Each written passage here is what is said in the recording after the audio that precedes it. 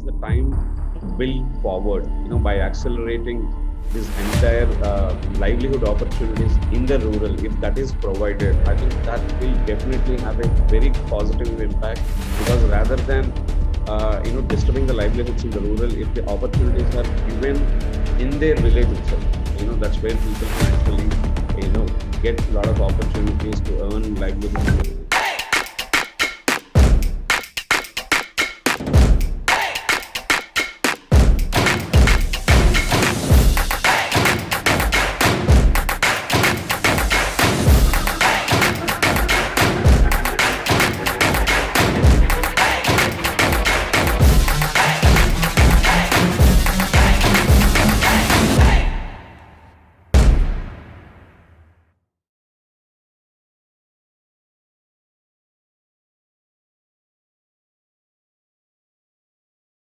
Hello and welcome to the Honest Talk by Freak Folks. I'm Harsh Pandey.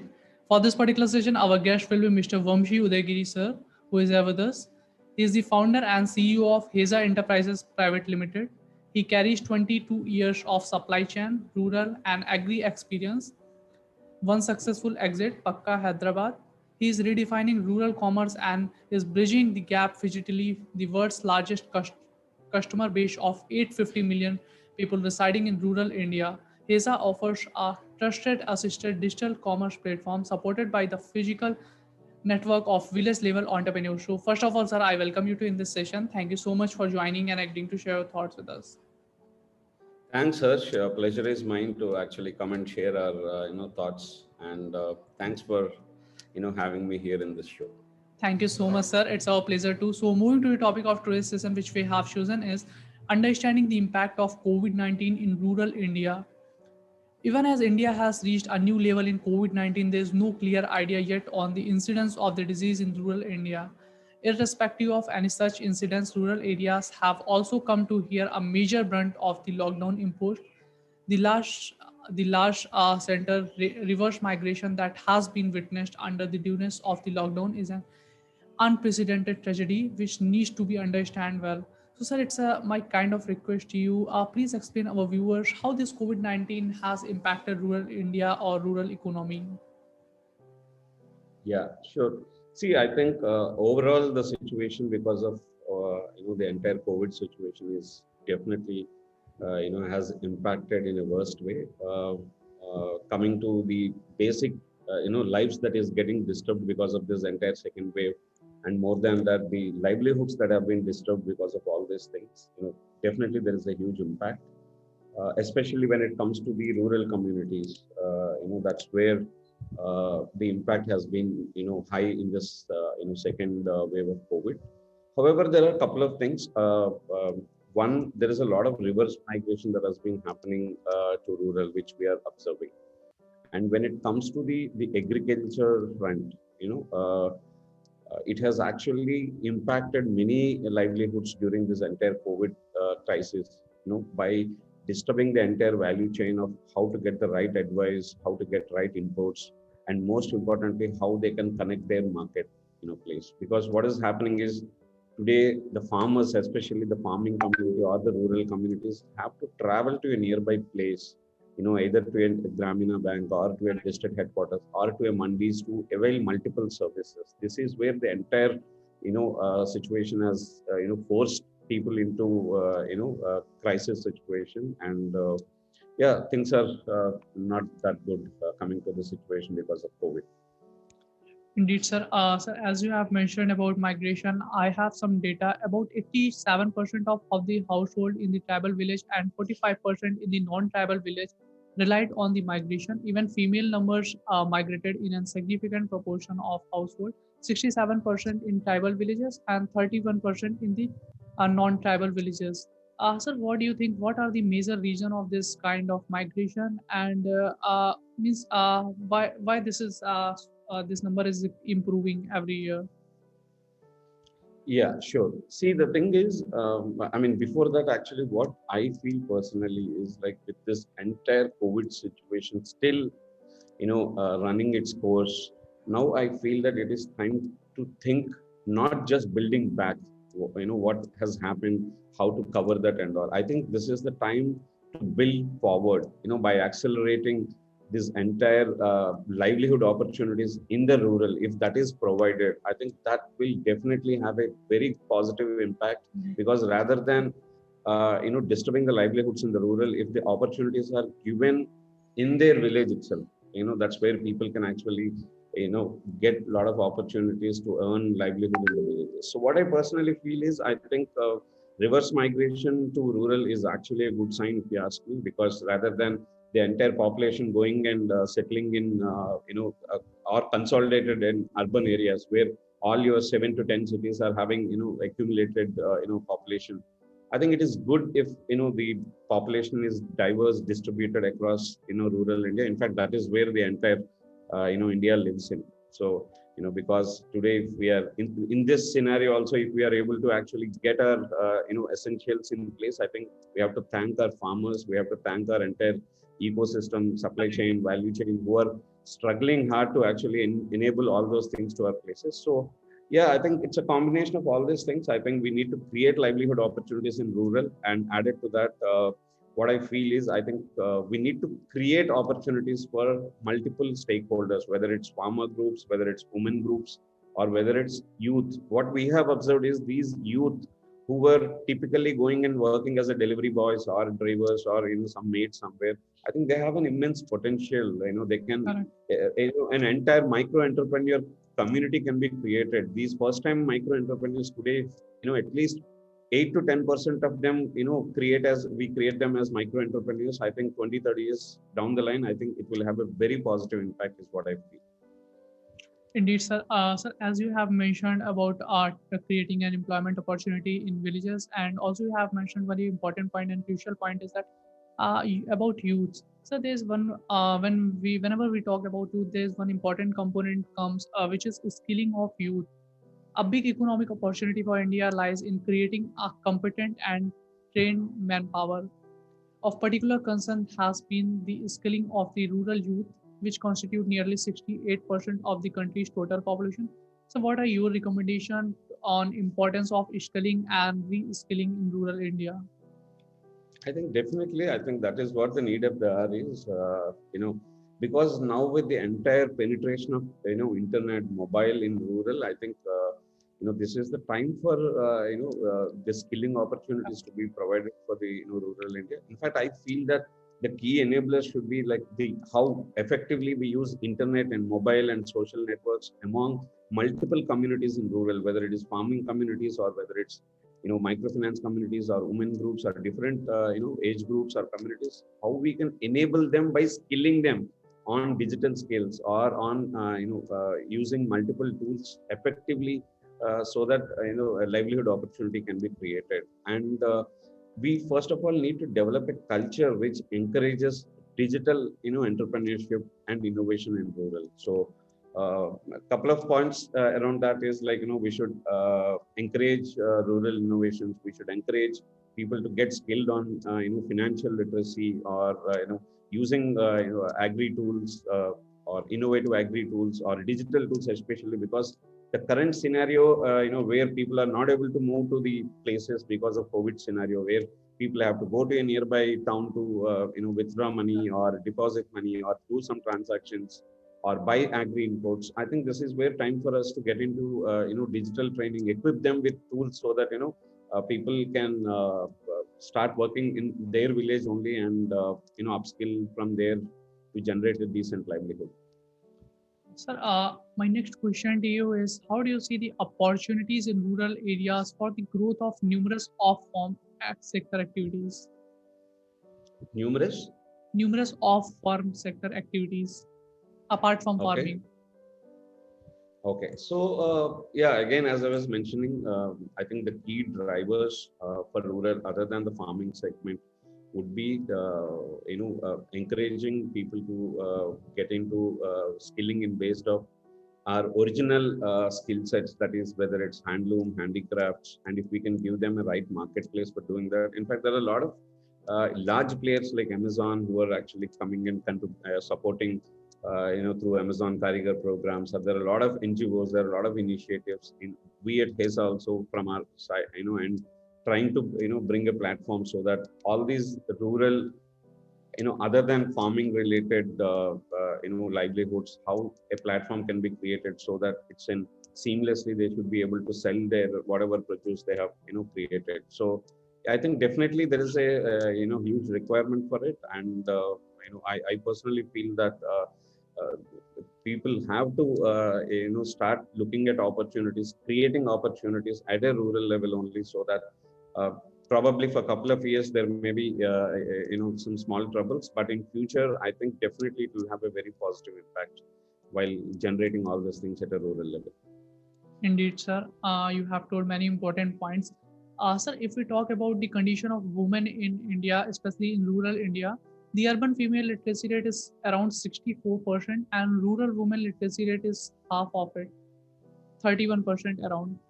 As with India as a whole, many states have large rural urban differences in female literacy. In 6 of the 24 states, 25% or less of the women in rural India are literate. In Rajasthan, less than 12% of rural women are literate. This is how level of literacy not only has negative impact on women's life but also on their families and country's economic development.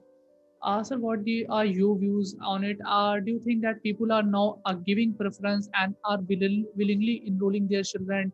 If we compare this with today's generation, in compare with the generation of 90s, now our parents are more conscious. Do you think? Yeah. Got it. See, the thing is, yes, I think it's over very long years. This has entire thing of discrimination has been there. I mean, luckily, I think things have changed. I mean, apart from few pockets or few geographies where still the issues are still prevailing, but otherwise, I personally feel that there has been a lot of work happened in last couple of decades, especially with organizations like Unilever's coming and introducing Shakti programs in rural, or ITC launching a lot of rural initiatives. A lot of in fact, in Rajasthan, as you said, one of similar companies where we work on, like Frontier Markets, they are actually helping a lot of rural women to start creating livelihoods in the rural. So yes, it has been there for a while, but now things have changed thanks to a lot of the initiatives that is happening. And just to add in another point, see, with all due respect, I think women has more potential than men when it comes to driving anything, is what I personally feel. And our observation is women drive a lot of business in rural initiatives, because let's take a kirana shop where probably it may be there on the husband's name, but mostly it is driven by the his wife or the woman. And women groups are very active when it comes to the microfinance related things, or a lot of appliances, a lot of products to be distributed among rural. And there is a strong community which is getting developed in terms of women coming together in various forms to form as units. And government has also taken a lot of initiatives to it. I think it is changing. I think it will, I mean, it's not that in an year or two it can change, because over multiple years this has been coming. But I'm sure, I think the way things are going on, I think the literacy rate as well as the uh, or the livelihoods rate or the income generation rates of those rural women will be increasing. And now they also started educating their children now, and which is a good sign. And yeah, I think it will have a positive impact coming years forward, is what I feel. Indeed, sir, as you have told that things are now changing, so we may consider is that it is a positive change in this direction. Sir, one more question which I have got is rural development has traditionally centered on the exploitation of land initiative natural resources such as agriculture and forestry. However, changes in global production network and increased urbanization have changed the character of rural areas. In your opinion, what are the kind of model we need for our rural development in this 21st century? Yeah, so I personally feel that it has to be a sustainable model. A village level sustainable model is what we need to develop. See, because if you see, all the resources are already available in a village. If you take, the water sources are available, they have very rich lands, agricultural lands to be done. They have a lot of huge spaces which can be converted into either the skilling centers or warehouses, or the collection points. All it needs is a collaborative assisted, model where multiple organizations or multiple models have to come together in terms of creating a sustainable model at a village level. Is what I feel. It's a kind of request to you because you have done many things and you are actually continuously doing the things for rural India. So it's a kind of request to you, sir. If you could explain our viewers the journey of your HESA, how actually it has started, and what are your future goals which you are trying to achieve. It's a kind of request to you, sir. Please explain our viewers. Yeah, sure, sure. I mean, I would be more than happy to share. See, it all started somewhere in 2010-11, where I'm basically working in supply chain, aftermarket supply chain domain, and always used to think like for example, if a Pepsi bottle has to reach to a village, you know how much what it takes to actually deliver that particular product. Not only the physical logistics part of it, the entire planning, warehousing, logistics, trend. There are a lot of consumption based on the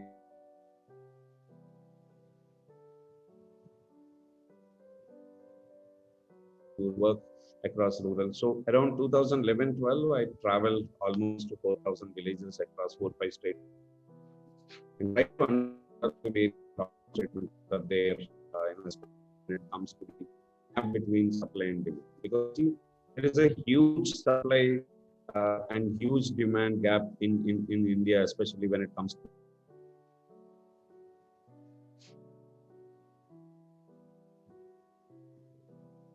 creating now. The idea was there as early as 2012-13, but we thought that the timing was not right because of the very less mobile penetration or internet penetration in the rural. So we started working towards gaining experience of working in agriculture segment, entrepreneurship, creating entrepreneurship in rural, working with creating employment in the rural. So FMCG, events. There are a lot of experience that we have gained, and the entire journey took 4-5 years for us to understand how it works in a rural scenario.